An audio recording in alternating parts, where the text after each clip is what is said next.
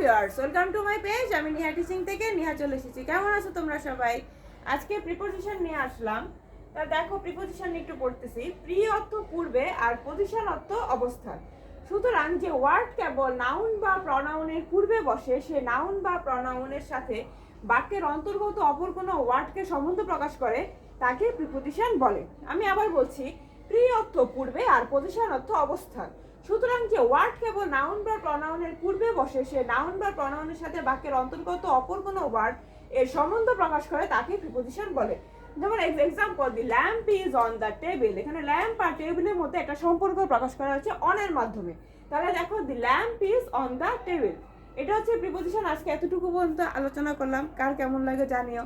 Niha teaching পেজকে follow দাও, like comment share করো। YouTube channel Niha teaching, সেখানে সাবস্ক্রাইব করো। তো ঠিক আছে, নেক্সট ভিডিওতে আবার তোমাদের সাথে দেখা হবে। আমি আবার খুব তাড়াতাড়ি পরিসংখ্যানের অঙ্ক নিয়েও আসবো।